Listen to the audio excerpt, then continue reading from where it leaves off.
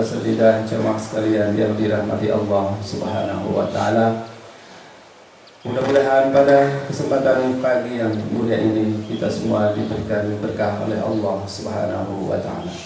Amin amin ya rabbal alamin. Baik Bapak Ibu jemaah sekalian, kami persilahkan kepada jemaah sekalian untuk senantiasa menempati tempat yang telah disediakan dalam rangka kita akan melaksanakan sholat Idul Adha ini. Diawali dengan sholat sunnah berjamaah, dimohon untuk dengan tertib dan rapi, lurus dan rapat, dan tidak ada satu hal yang mengganggu, seumpamanya membawa HP atau membunyikan HP, mohon disayang. Dan bagi ibu-ibu bapak yang membawa putra putrinya, dimohon untuk menjaganya demi ketertiban dan kenyamanan pelaksanaan sholat Idul Adha ini. Hadirin kaum muslimin jemaah rahimakumullah. Baiklah, sambil menunggu para jemaah yang masih di jalan, sekali lagi kami mohon kepada petugas-petugas untuk dapat menertibkan atau menempatkan para jemaah yang baru datang ataupun yang masih dalam perjalanan, dimohon untuk segera memasuki halaman atau lapangan saf barisan yang akan kita tempati. Hadirin kaum muslimin jemaah rahimakumullah. Baiklah, untuk pelaksanaan salat Idul Adha pada hari ini, untuk imam akan dipimpin oleh imam kita Bapak Ustaz Nur Hafiz Majid Al-Hafidh, dan untuk khutbah Idul Adha akan disampaikan oleh Bapak Dr. Andes Abu Bedad Sihab SH yang alhamdulillah beliau sudah hadir, dan berikutnya akan disampaikan sambutan oleh Ketua Badan Pembina Yayasan Baitur Rahim Cakastia. Dan sebelum pelaksanaan sholat dan khutbah, terlebih dahulu akan ada sambutan dari Bapak Haji Abdul Manan untuk itu. Kemudian yang terakhir, mudah-mudahan kita pelaksanaan sholat dan sholat Idul Adha ini berjalan dengan tertib dan lancar. Demikian Bapak Ibu hadirin jemaah yang dirahmati Allah Subhanahu wa taala, beberapa hal yang dapat kami sampaikan. Atas segala perhatiannya kami ucapkan terima kasih, dan saya akhiri billahi taufiq wal hidayah. Wassalamualaikum warahmatullahi wabarakatuh. Kepada Bapak Haji Abdul Manan kami persilakan. Bismillahirrahmanirrahim. Assalamualaikum warahmatullahi wabarakatuh. Yang saya hormati segenap pengurus Badan Yayasan Baitur Rahim, para ketua Badan Pengawas, ketua DKM, beserta segenap pengurus yang saya hormati, panitia Idul Korban Masjid Baitur Rahim yang saya banggakan, para sesepuh, para tokoh masyarakat, ibu-ibu, bapak-bapak, serta jamaah Idul Korban di Masjid Baitur Rahim yang saya banggakan. Pertama-tama, mari kita panjatkan puji syukur karena Allah SWT, karena atas perkenannya alhamdulillah sampai hari ini kita masih diberikan kesehatan, kekuatan, panjang umur, sehingga kita bisa mengikuti sholat jamaah Idul Korban pada tahun 1447 Hijriah hari ini. Semoga senantiasa Allah SWT memberikan kesehatan, kekuatan bagi kita sekalian. Selanjutnya tentu saya sampaikan salawat serta salam. Mari kita sampaikan kepada junjungan kita Nabi besar Muhammad SAW, para keluarga, sahabat dan kita sekalian dalam menjalankan apa yang menjadi cita-cita Islam sampai akhir zaman nanti. Para jamaah sekalian yang saya hormati, Hari Raya Idul Adha mengajarkan kepada kita tentang keikhlasan, ketaatan, dan pengorbanan. Nabi Ibrahim dan Nabi Ismail telah memberikan teladan dan contoh yang luar biasa kepada kita sekalian dalam mentaati perintah Allah SWT. Dari kisah tersebut, kita harus belajar bahwa seorang mukmin harus mendahulukan perintah Allah di atas kepentingan pribadi. Ibadah kurban juga mengajarkan kepedulian kepada sesama, kerjasama, rukun, bersatu dalam kehidupan berbangsa dan bernegara di negara yang kita cintai ini.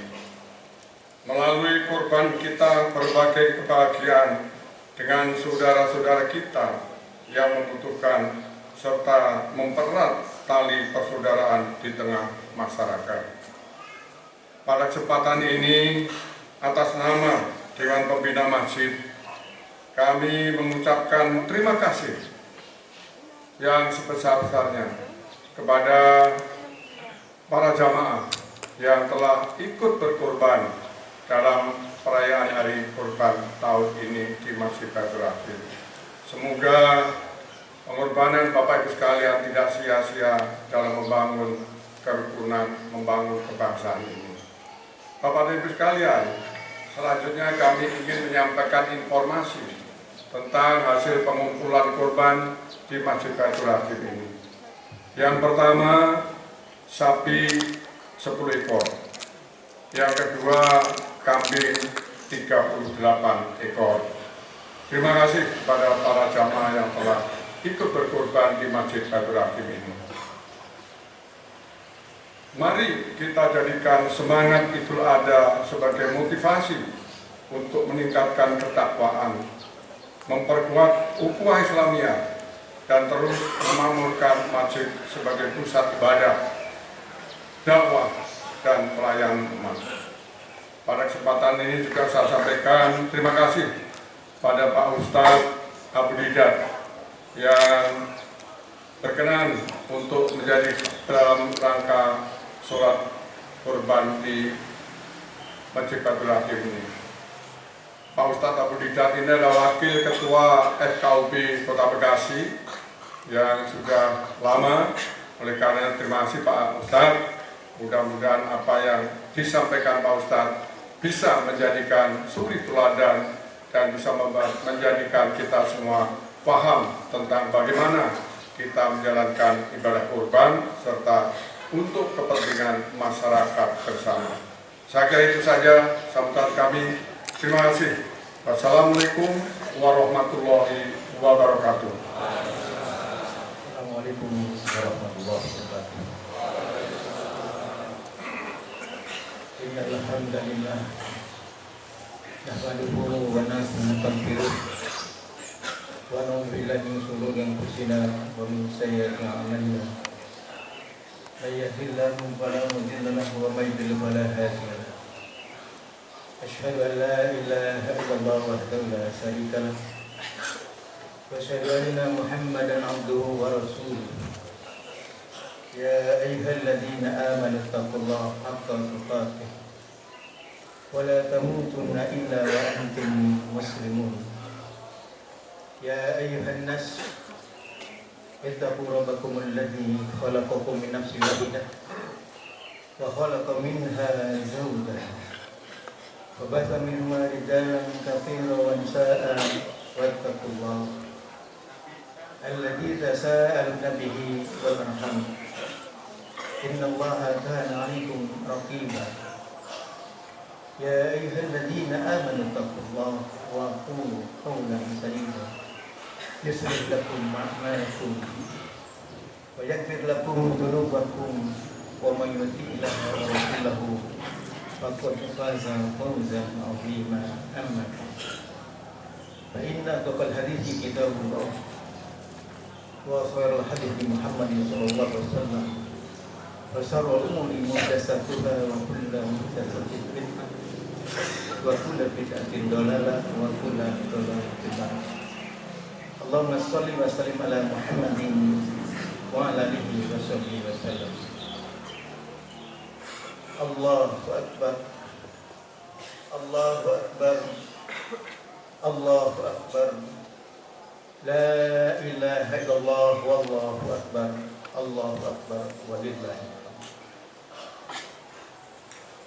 Syukur alhamdulillah kita panjatkan kehadirat Allah Subhanahu wa taala yang telah melimpahkan rahmat dan karunia kepada kita sehingga pada kesempatan pagi yang cerah ini dengan izin Allah kita dapat memenuhi undangan Allah, yaitu untuk melaksanakan sholat Idul Adha di tempat ini.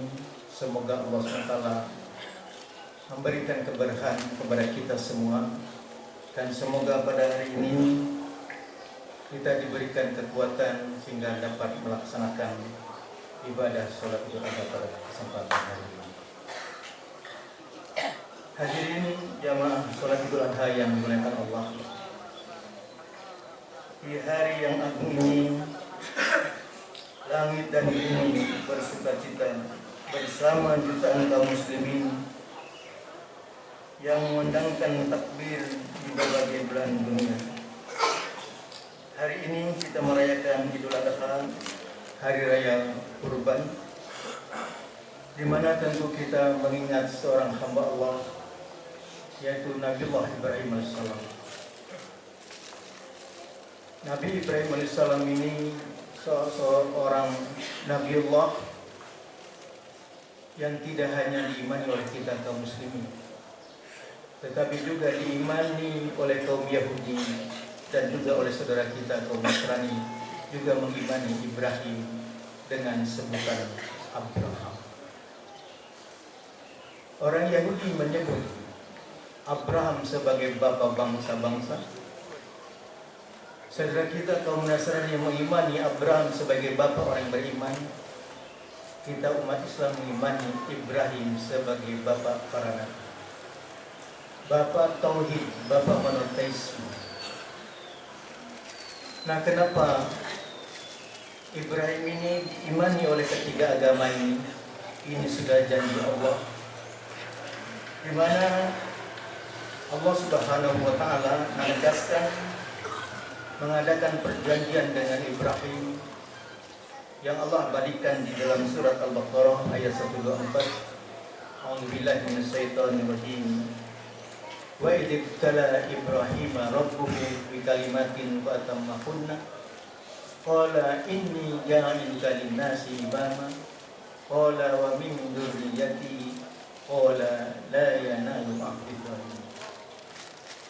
Dan ingatlah ketika Ibrahim diuji Tuhannya dengan beberapa kalimat, yaitu kalimat perintah dan larangan, kemudian Ibrahim menunaikan dengan sempurna. Baru Allah berjanji kepada Ibrahim, aku akan menjadikan engkau menjadi imam, menjadi pemimpin bagi seluruh manusia ini. Kemudian setelah Allah janjikan akan menjadikan pemimpin, setelah Allah menguji Nabi Ibrahim, Nabi Ibrahim mengharapkan juga keturunannya juga jadikan pemimpin. Ya Allah, semoga juga keturunanku juga jadikan pemimpin. Allah menjawab dalam ayat ini, janjiku ini hanya kepada keturunan kamu yang tidak zalim. Apa hikmah dari ayat ini?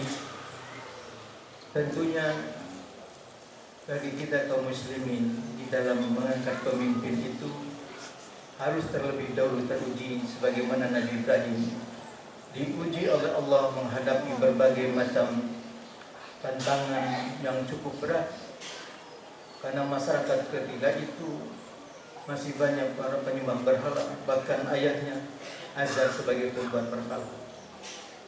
Sementara Ibrahim ini sebagai sosok yang dikenal dengan bapak tauhid. Maka di sini yang perlu kita mencontoh terhadap keteladanan Nabi Ibrahim insyaallah. Maka dalam khutbah kali ini saya ingin menyampaikan judul khutbah ini, yaitu mari kita meneladani Nabi Ibrahim sebagai bapa para nabi. Kenapa Nabi Ibrahim disebut sebagai bapa para nabi? Kalau kita membaca di dalam Al-Quran, ada nabi dan rasul sebanyak 25 nabi dan rasul. 18 orang itu keturunan dari Nabi Ibrahim AS. Nah, siapa sesungguhnya Nabi Ibrahim? Nabi Ibrahim ini pertama mempunyai seorang istri. Orang Yahudi menyebut namanya Sarai. Kita umat Islam menyebutnya Siti Sarah. Siti Sarah itu sudah lanjut usia, belum punya keturunan. Tapi Ibrahim sang suami ingin punya keturunan untuk melanjutkan risalah tauhid. Maka istrinya yang bernama Sarah ini menawarkan kepada Ibrahim untuk menikahi seorang wanita yang bernama Hagar. Orang Yahudi menyebut namanya Hagar. Kita umat Islam menyebutnya Siti Hajar.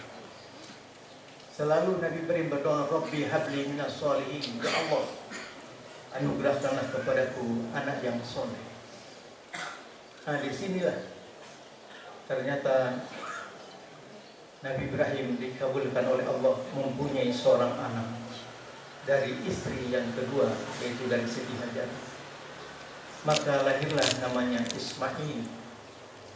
Setelah Nabi Ismail lahir 14 tahun, Siti Sarah istri pertama juga mengandung. Lahirlah namanya seorang anak yang bernama Ishak. Jadi Ismail dengan Ishak ini terpaut 14 tahun.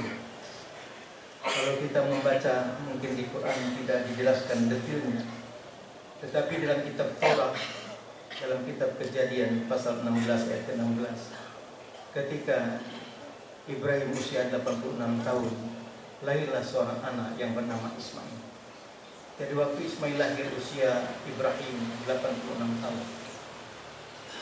14 tahun kemudian Ishak lahir dan diterangkan dalam kitab Taurat itu, kitab Kejadian pasal 21 ayat 5, ketika Ishak lahir usia Ibrahim 100 tahun. Maka disinilah perbedaan antara Ismail dengan Ishak itu 14 tahun. Kemudian Nabi Ishak ini punya anak dua, Esau dan Yakub. Yakub inilah yang dikenal dengan nama Israel. Jadi nama Israel itu nama panggilan dari Nabi Yakub.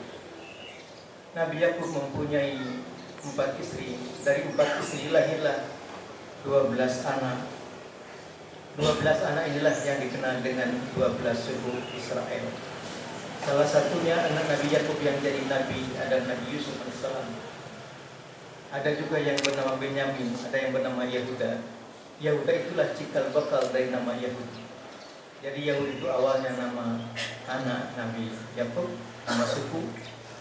Kemudian dijadikan nama agama, lalu juga dijadikan nama bangsa. Nah, ini dikenallah turunan Nabi Yakub itu yang 12 disebut dengan Bani Israel. Sementara dari Nabi Ismail lahir 12 anak. Semua anaknya Nabi Ismail semuanya jadi raja. Maka keturunannya dikenal dengan Bani Ismail yang sekarang dikenal dengan bangsa Arab. Maka wajar kalau Allah menjanjikan Ibrahim ini sebagai bapak para nabi. Karena ternyata nabi-nabi baik dari keturunan Bani Israel, ada keturunan dari Nabi Yakub alaihissalam. Begitu juga dari Bani Ismail, Nabi Ismail keturunannya melahirkan Nabi zaman yaitu Nabi Muhammad SAW. Dan itu sudah dinubuatkan dalam kitab Taurat bahwa nanti akan lahir seorang Nabi ismuhu Ahmad, yang bernama Ahmad. Yang dimaksud Ahmad dalam ayat surat As-Saff ayat ke-6 ini adalah Nabi Muhammad SAW. Jamaah yang dimuliakan Allah, Allahu Akbar. Allahu Akbar walillahil hamd. Apa yang paling terpenting bagi kita tentunya berdasarkan surat Al-Imran ayat 102, Allah menegaskan ya ayyuhalladzina amanu ittaqullaha haqqa tuqatih wa la tamutunna illa wa antum muslimun. Wahai orang-orang yang beriman, bertakwalah kepada Allah sebenar-benarnya takwa kepadanya, dan janganlah kamu mati kecuali dalam keadaan muslim, dalam keadaan Islam. Dan bagaimana wasiat daripada Nabi Ibrahim AS kepada anak dan keturunannya, Allah terangkan di dalam surat Al-Baqarah ayat 132, wa waswa biha Ibrahim banihi wa Yaqub ya baniya inna Allah astafa lakumud din fala tamutunna illa wa antum muslimun. Nabi Ibrahim berwasiat, berpesan kepada anak-anaknya Ismail, Ishak, begitu juga cucunya yang bernama Yakub. Apa yang diwasiatkan, peganglah agama ini dan jangan kalian mati kecuali dalam memeluk Islam. Maka inilah yang harus kita ambil ibrah. Kita punya anak cucu, pesankan sebagaimana Nabi Ibrahim berpesan, peganglah agama ini dan jangan kalian mati kecuali dalam memeluk Islam. Namun sayangnya para jamaah, di Indonesia ini ada yang ingin mengembalikan kepada agama Abraham, maka muncul namanya komunitas Abraham, tapi menggabungkan teologi Yahudi, teologi Kristen dan Islam. Itulah namanya komunitas Milah Abraham, yang mereka mempunyai keyakinan punya nabi baru, yaitu Ahmad Mosodek. Dia menggabungkan ketiga agama ini, dan salah satu sahabat Rasul palsu Mosodek ini ada di Pondok Pekayon Indah. Ini sahabat Rasul palsu, sedangkan di dalam Islam ini tidak ada lagi Nabi dan Rasul. Dan ini harus kita tanamkan dalam keyakinan kita, bahwa di dalam Islam ini tidak ada Nabi dan Rasul setelah Rasul Muhammad SAW. Karena Allah menegaskan dalam surat 33 ayat 40, maka Muhammadun abah min rijalikum walakin Rasulullah wa khataman nabiyyin. Ayat inilah menjadikan dasar dalil bagi kita kaum muslimin. Tidak ada lagi Nabi dan Rasul setelah Rasul Muhammad SAW. Maka dalam kajian di Majelis Ulama, banyaknya penyimpangan ajaran itu, diantaranya mengaku jadi Nabi dan jadi Rasul. Dan di Bekasi ini juga ada namanya Anubuah Sangga Buana. Mereka juga mempunyai keyakinan ada lagi Rasul. Rasulnya orang Sukabumi, sekretaris Rasulnya orang Keranji, guru madrasah sanawiyah, jadi sekretaris Rasul. Maka disinilah kita perlu menjaga akidah kita, jangan sampai mengikuti paham-paham yang menyimpang. Dan mudah-mudahan lewat Idul Adha ini kita bisa memperteguh keimanan kita, karena Allah sudah menegaskan yang perlu kita ambil daripada sosok Nabi Ibrahim AS ini. Pertama, Nabi Ibrahim ini mempunyai sifat keberanian menegakkan tauhid, di mana Nabi Ibrahim AS menemukan Allah melalui akal yang bersih. Ibrahim lahir dan tumbuh di tengah masyarakat penyembah berhala, yaitu di Ur Kasdim yang sekarang dikenal dengan Irak.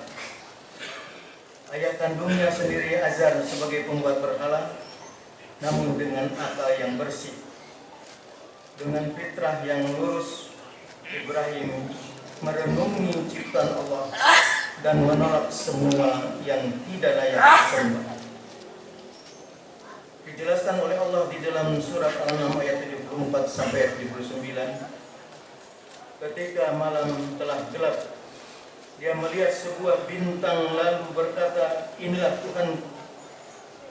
Tetapi tatkala bintang itu tenggelam, dia berkata, aku tidak suka kepada yang tenggelam. Kemudian tatkala ia melihat bulan terbit, dia berkata, inilah Tuhanku. Tetapi setelah bulan itu terbenam, dia berkata, sesungguhnya jika Tuhanku tidak memberi petunjuk kepadaku, pastilah aku termasuk orang yang sesat. Maka disinilah pentingnya bagi kita umat Islam ini harus selalu berdoa kepada Allah agar kita tidak tersesat. Karena banyak upaya-upaya untuk menyesatkan kaum muslimin, termasuk dengan munculnya nabi-nabi palsu. Bahkan di Indonesia bukan hanya aku jadi nabi, aku jadi malaikat Jibril pun ada. Ternyata dia Edan itu dulunya hanya peragi bunga kering, sering bertahanus. Katanya dia bertemu dengan malaikat Jibril, mengklaim dirinya jadi Imam Mahdi. Belakangan dia Edan mengklaim bahwa dialah jadi malaikat Jibril. Akhirnya di sidang di pengadilan, malaikat Jibril sempat pingsan. Tapi kata para berikutnya, ini bukan pingsan, rohnya dipegang oleh Tuhan. Nah, ini menunjukkan bagaimana upaya-upaya menyimpangkan akidah kaum muslimin. Maka penting bagi kita bagaimana mencontoh terhadap teladan Nabi Ibrahim. Kemudian yang berikutnya, Nabi Ibrahim juga menghancurkan berhala, dan ini keberanian daripada Nabi Ibrahim yang tiada tara. Bagaimana banyaknya berhala ketika itu oleh Nabi Ibrahim, berhala-berhala itu langsung dia hancurkan, kecuali satu berhala yang besar dia tinggalkan. Untuk apa dia tinggalkan berhala yang besar ini? Untuk memberikan pelajaran agar mereka berpikir masyarakatnya. Karena ternyata ini juga dijelaskan oleh Allah. Di antaranya di dalam surat Al-Anbiya ayat 58 sampai ayat ke-67. Bagaimana Nabi Ibrahim ini ketika menghancurkan berhala-berhala ini menjadi potongan-potongan kecil, kecuali yang terbesar itu yang dia tinggalkan. Akhirnya di antara para pemimpin mereka mengatakan, ini Tuhan-Tuhan kita ada yang menghancurkan, katanya Ibrahim. Maka Raja Namrud yang zalim ini berusaha untuk membakar Ibrahim dengan hidup-hidup. Dan ini diterangkan oleh Allah di dalam surah Al-Anbiya ayat ke-68 sampai 70. Mereka berkata, bakarlah dia dan bantulah Tuhan-Tuhan kamu jika kamu benar-benar hendak berbuat. Kami berfirman, kata Allah, wahai api, jadilah kamu dingin dan selamatkanlah bagi Ibrahim. Mereka hendak berbuat jahat terhadap Ibrahim, maka kami menjadikan mereka itu orang-orang yang paling buruk. Dalam hadis Ibnu Abbas diriwayatkan oleh Al-Bukhari, ketika Nabi Ibrahim dibakar hidup-hidup, Nabi Ibrahim berdoa, hasbunallah wa ni'mal wakil. Cukuplah Allah menjadi penolong kami, dan Allah adalah sebaik-baik pelindung. Inilah Nabi Ibrahim ditolong oleh Allah, api yang panas pun menjadi dingin dengan keteguhan, ketauhidan. Oleh karena itu, inilah ucapan Ibrahim dilafazkan ketika dilempar ke dalam api, dan ucapan ini juga kelak juga diucapkan oleh Nabi Muhammad SAW ketika menghadapi tekanan kaum musyrikin. Kaum muslimin yang dirahmati Allah, Allahu Akbar, Allahu Akbar walillahil hamd. Yang kedua yang perlu kita ambil dari sosok Nabi Ibrahim ini, sifat yang kedua kehebatan Nabi Ibrahim adalah tawakal total kepada Allah. Meninggalkan Hajar dan Ismail di lembah gersang ini. Kemudian salah satu ujian terberat dari Nabi Ibrahim adalah ketika Allah memerintahkannya untuk meninggalkan istri yang tercintanya, Hajar, dan bayi kecilnya Ismail di lembah Bakkah yang sekarang dikenal dengan nama Makkah, sebuah lembah yang saat itu tidak ada air, tidak ada tanaman, tidak ada manusia. Ibrahim pergi dengan hati yang hancur, namun kaki yang teguh. Dan Allah tegaskan di dalam ayat Quran sendiri, bahkan Rasulullah SAW dalam hadisnya yang diriwayatkan oleh Imam Bukhari, ya Tuhan kami, sesungguhnya aku telah menempatkan sebagian keturunanku di lembah yang tidak mempunyai tanaman-tanaman di dekat rumah Engkau, yaitu Baitullah yang terhormat. Ya Tuhan kami, yang demikian itu agar mereka mendirikan sholat, maka jadikanlah hati sebagian manusia cenderung kepada mereka, dan berilah mereka rezeki dari tumbuhan, mudah-mudahan mereka bersyukur. Kemudian Hajar pun dengan iman yang kuat bertanya kepada Ibrahim, apakah ini perintah Allah? Lalu Nabi Ibrahim menganggap, ya ini perintah Allah. Kalau ini perintah Allah, apa kata Hajar? pasti Allah akan menolongnya.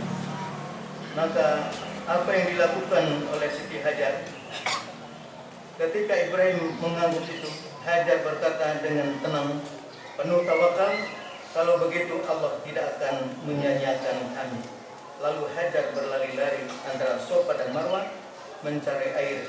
Inilah asal muasal sa'i dalam ibadah haji. Kemudian Siti Hajar menjawab, kalau begitu Allah tidak akan menyia-nyiakan kami.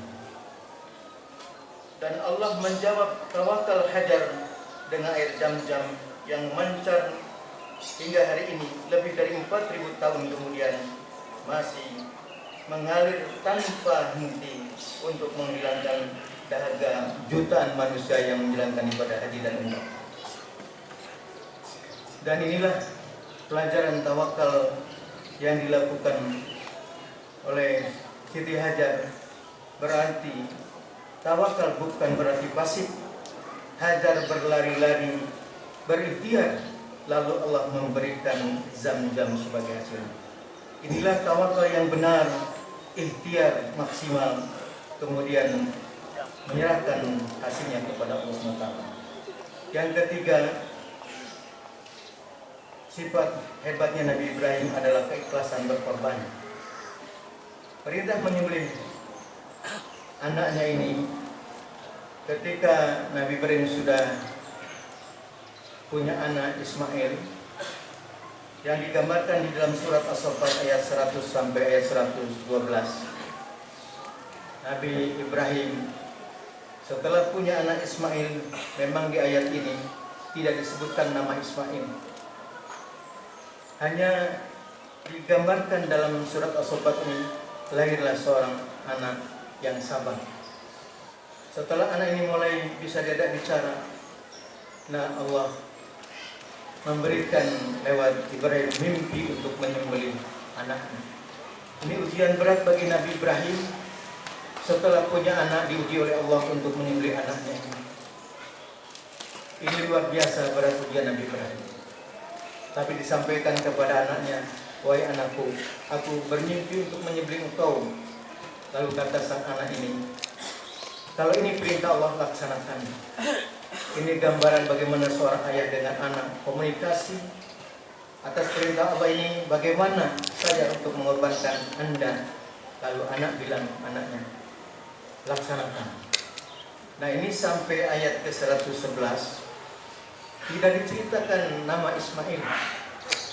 Baru kuncinya ada di ayat 112-nya. Allah memberi kabar gembira tentang kelahiran Ishak, seorang nabi. Jadi peristiwa korban itu sebelum kelahiran Ishak. Kalau tadi di dalam kitab Torah kelahiran Ismail lebih duluan 14 tahun, ada perintah korban di dalam kitab Torah, yaitu kitab Kejadian pasal 22 ayat 2. Wahai Ibrahim, korbankanlah anakmu yang tunggal itu yang kau kasihi, yakni Ishak. Disinilah terjadinya perbedaan pandangan antara Muslim dengan kaum Yahudi tentang siapa anak Ibrahim yang dikorbankan. Tentunya kata Ishak itu, yakni Ishak ini takhfif, tambahan. Karena kuncinya korbankanlah anakmu yang tunggal. Nabi Ishak tidak pernah jadi anak tunggal Ibrahim. Dalam historisnya Ibrahim, Ismail itu 14 tahun dia anak pertama dari Ibrahim. Baru lahir Ishak. Maka kata Ishak yang ada dalam kitab Torah itu tambahan. Kenapa menambahkan kata Ishak? Karena Ibrahim Yahudi tahu bahwa dari Ismail itu nanti akan datang Nabi akhir zaman, yaitu Nabi Muhammad SAW. Maka mereka menambahkan yakni Ishak. Pada sesungguhnya tidak ada kata Ishak, tapi anak yang kau kasih yang tunggal itu. Artinya anak yang pertama lagi. Maka kalau kita cocokkan dengan Al-Quran ini, yang tepat itu jelaslah Ismail lah yang dikorbankan. Kemudian Allah Subhanahu Wa Taala memerintahkan kepada Nabi Muhammad SAW untuk mengikuti milah Ibrahim. Apa saja milah Ibrahim itu? Pertama tentu apa yang kita lakukan ibadah haji ini juga milah dari Nabi Ibrahim SAW. Apa yang kita laksanakan korban ini juga milah Nabi Ibrahim alaihissalam. Begitu juga hitan bagian daripada milah Nabi Ibrahim alaihissalam. Kalau dalam hadis Nabi diterangkan Nabi Ibrahim berhitan usia 80 tahun pakai kampak. Itu dalam hadis. Dan ternyata setelah kami membaca, para nabi itu semuanya melaksanakan hitan. Karena diterangkan juga dalam kitab Taurat pasal 17 ayat 9 sampai 15. Peganglah perjanjianku antara aku dan kamu, bahwa setiap laki-laki di antara kamu haruslah dikerat kulit tahtanmu, harus disunat, dan laki-laki yang tidak disunat harus dilenyapkan karena telah melanggar perjanjian. Maka disinilah membuktikan bahwa hitan juga bagian daripada milah Nabi Ibrahim alaihissalam. Jamaah yang dimuliakan Allah, sifat yang terbaik yang istimewa dari Nabi Ibrahim yang keempat adalah mendirikan Baitullah dan menyeru.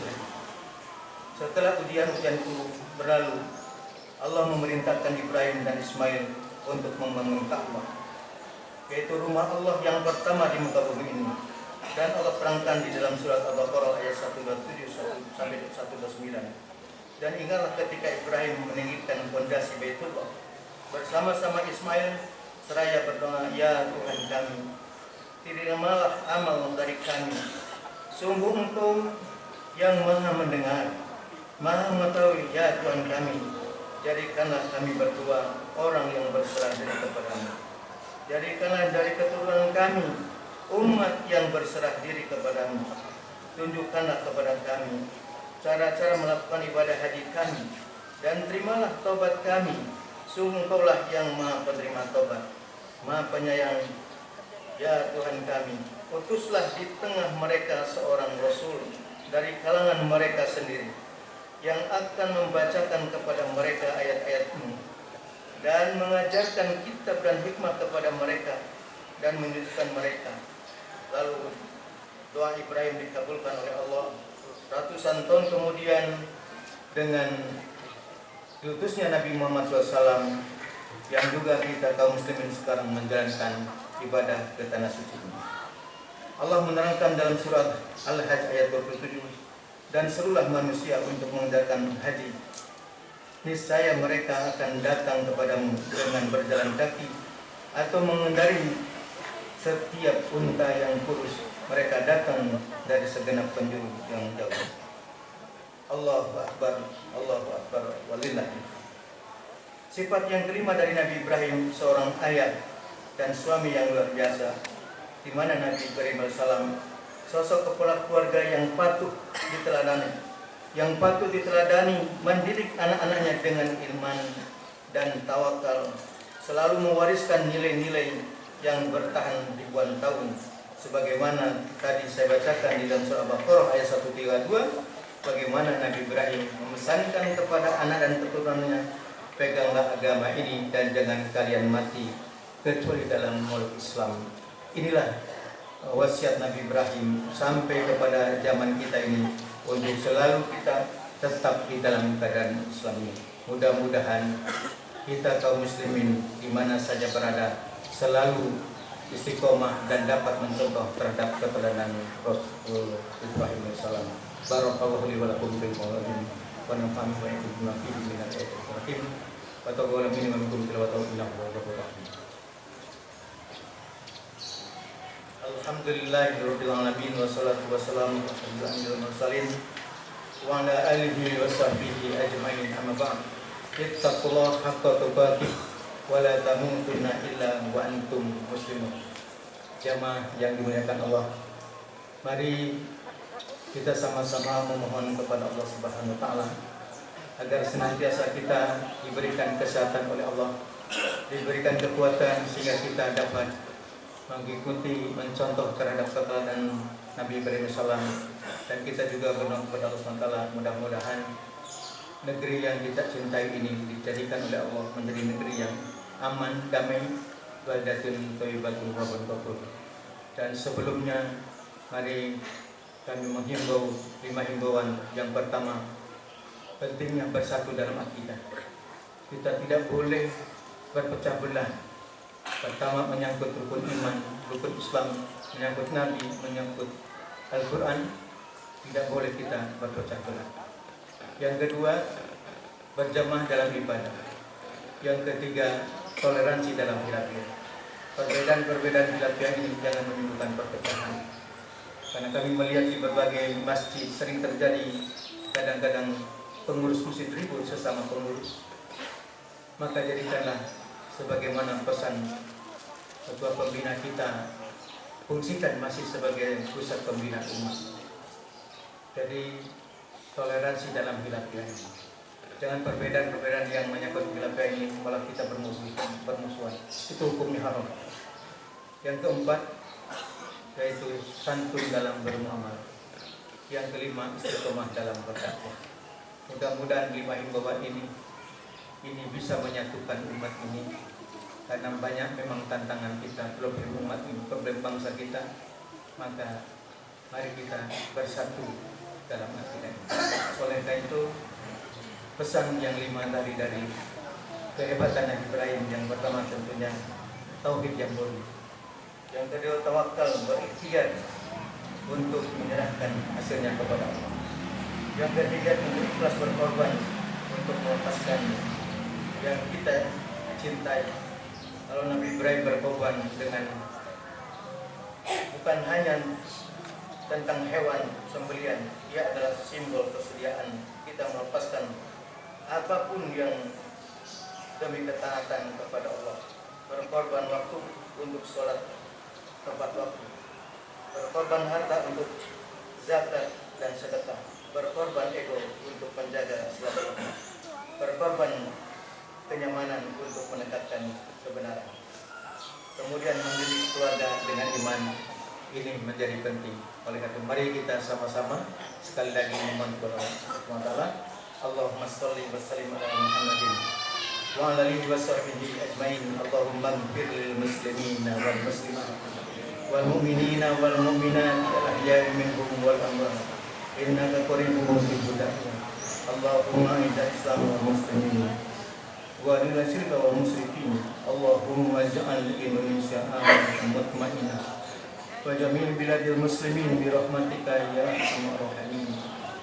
Ya Allah, ya Tuhan kami yang berkumpul di tempat ini adalah hamba-Mu yang lemah dan doa. Hanya kepadamu ya Allah kami mohon pertolongan dan ilmu. Ya Allah, ya Tuhan kami, jadikanlah negeri kami negeri yang aman, damai, baldatun thayyibatun warahmatullahi. Ya Allah, ya Tuhan kami, jadikanlah kota Bekasi ini kota yang aman, damai, tentram dan sejahtera ya Allah. Ya Allah, ya Tuhan kami, hanya kepadamu ya Allah kami mohon pertolongan ilmu.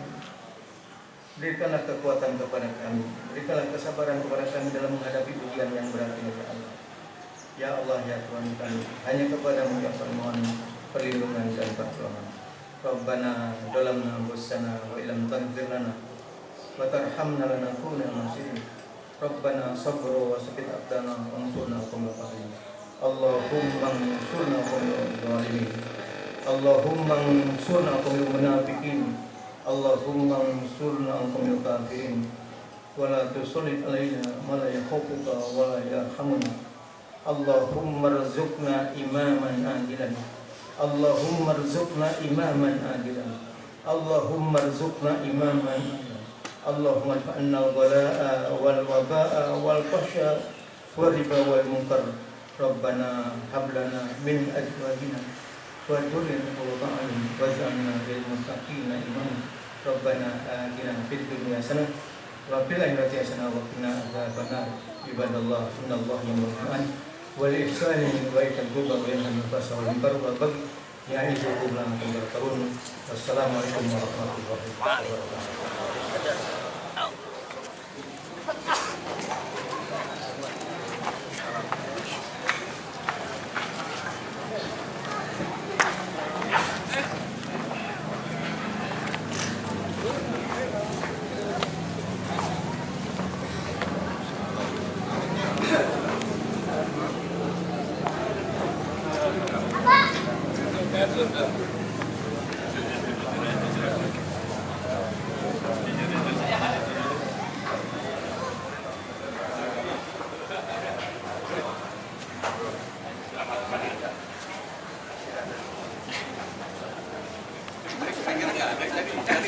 Cari-cari.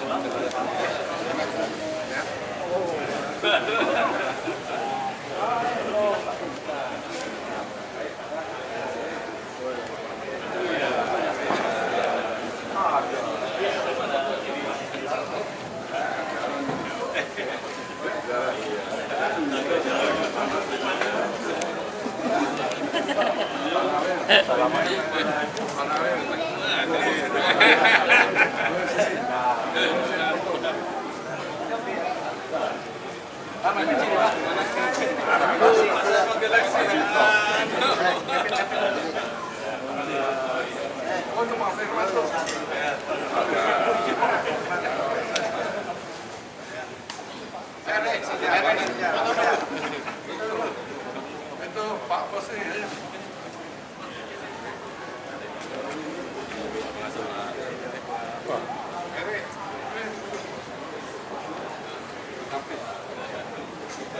Pak. Ini masuk Sehat, sehat.